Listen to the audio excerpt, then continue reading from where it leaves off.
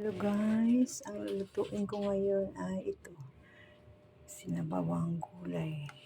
Halong kumpletong isda, may malunggay, kalabasa, talong, patola, sitaw, at saka saluyot. Pinaghahati-hati ko para lalabas yung katas niya, at saka okra.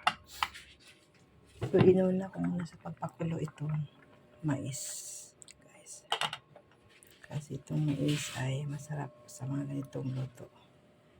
Nilagyan ko ng luya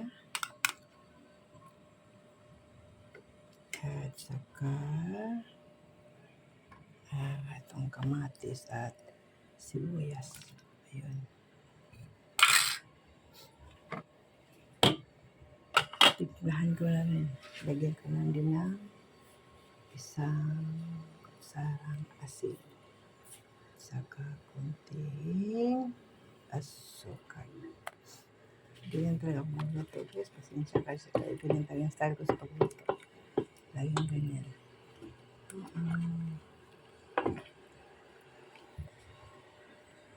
Sa Bisaya itong pakaw. Nilagay ko to kasi may katas pa to kanina eh. Pero tanggalin ko na to. Kita ko kasi ito sa mama ko na nagluto siya ng ganito. Nalo kaya. Sarap din. Kasi may katas eh. Ayan.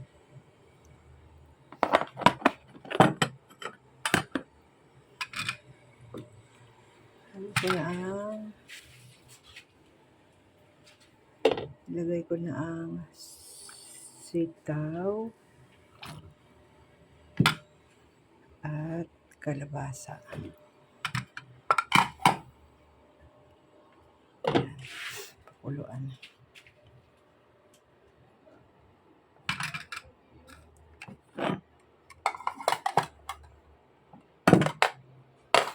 Yung mga nanonood sa sa USA, sa Germany at saka sa Indonesia. Salamat sa pagsusubscribe nyo.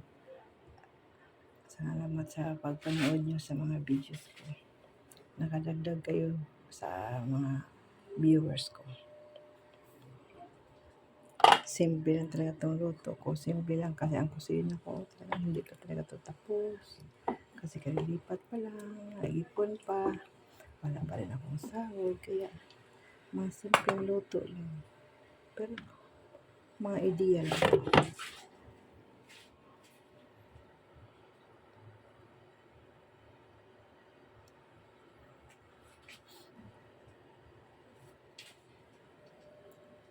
Ang tama pag ilang minuto, ilagay ko lang ang okra at saka patola.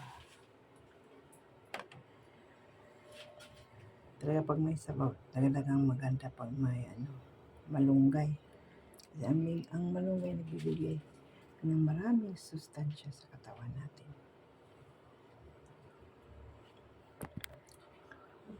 Lagyan ko pala ng konting wala man to sa atin sa Bisaya na, pero lagyan ko ng konti para mabango paminta.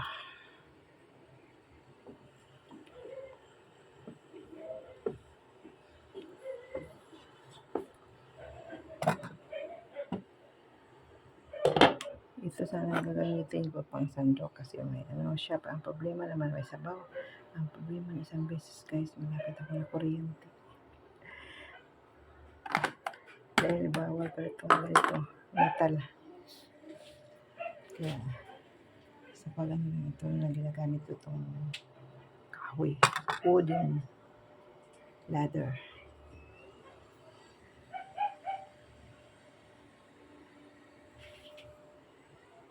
Pwede ito. Halo ko na ang okra. Ilagay ko na ang okra at saka patola para lumambot. At saka itong talong. Kasi gutom na guys. Stusin na eh. Ayan. Ang dami pala. Kala ko kunti lang. Pinili ko 10 lang. 10 diyan. 10 Oo, yun. Maraming.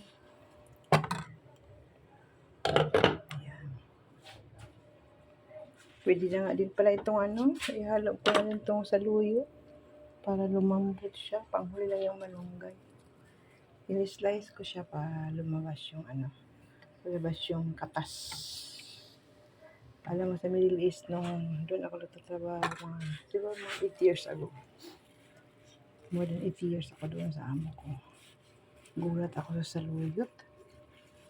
Kakain pa ang saluyot dito. Tapos ginigiling pa. Pero so siya, hinahalo naman is carnero. Kambing. Sarap. Wala ng tubig, guys. Hinigop. Okay, ito pwede na. Saman rin to isda para isahan na. Ayun.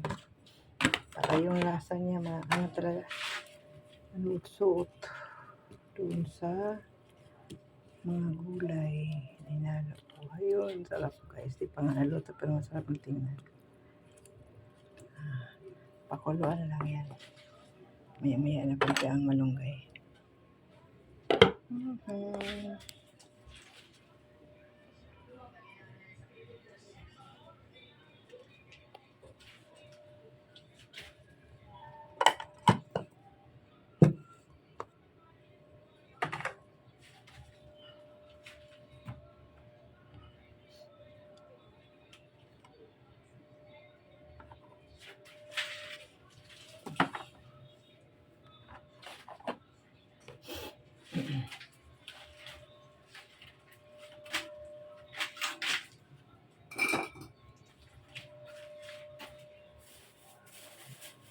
Bangin ko. Pagkahain sa palalik ko. Hindi na yung tutukan. Kasi yung sabaw. Hindi na susunog. Habang nagluluto ay may pagkawin din.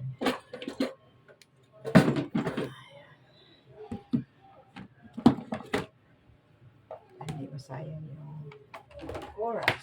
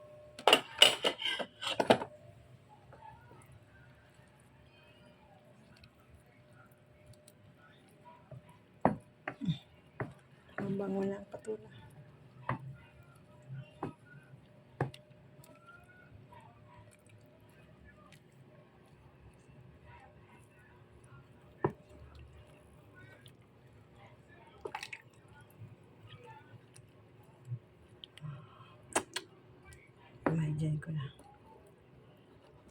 Ang sarap. Kasi kunti lang sabaw eh. Ang dami pero higop sa mga gulay. Kaya yan talaga. Ayan.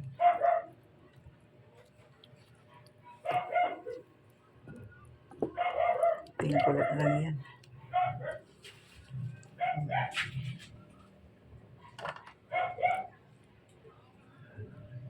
Konting kulo na lang.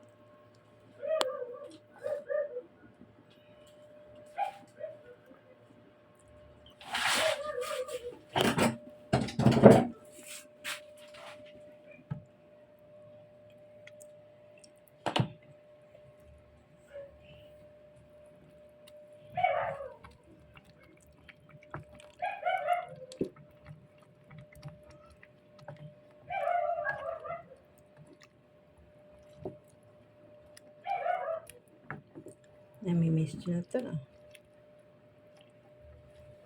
Wala lang kasing alubati yung tindahan na binilihan ko ng mga gulay. Okay na, may saluit ko na, may okra.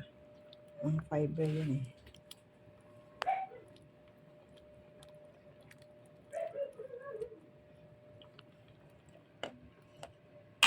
Konting-konti na lang. Tapos na siya. At mananghalian na kami.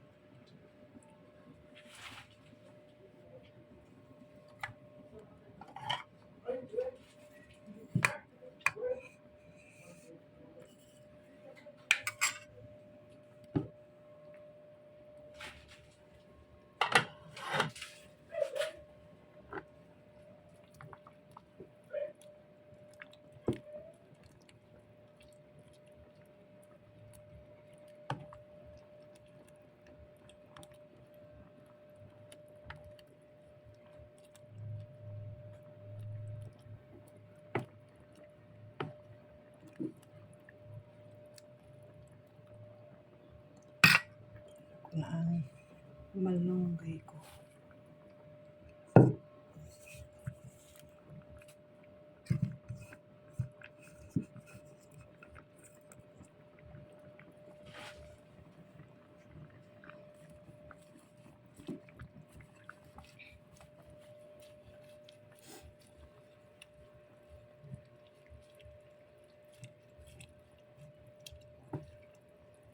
Sarap ito kasi walang mantika. Hindi ko ginisa sa mantika.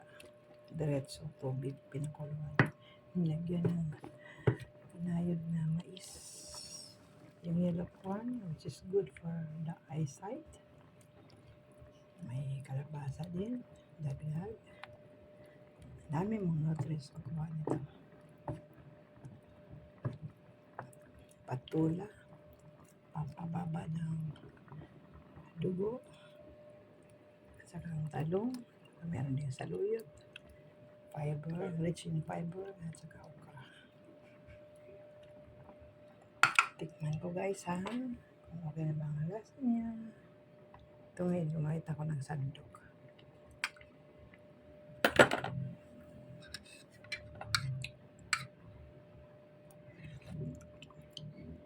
Wow. Sarap. Masarap guys. Tama lang asin yung timpla kong asin. Siyempre, malasahan mo talaga lahat. Ay, okay na to guys. Luto na. Since gutom na. Kasi mag-alauna na yata. Naglalaba kasi ako kaya nahuli ako sa pagluto. Okay. Thank you for watching. Yummy. God bless you. Thank you pala sa lahat ng mga nanood galing sa USA, sa Germany, at saka sa Indonesia, at dito din sa Pilipinas. Maraming salamat sa mga pinapanood yung videos ko araw-araw. God bless you all.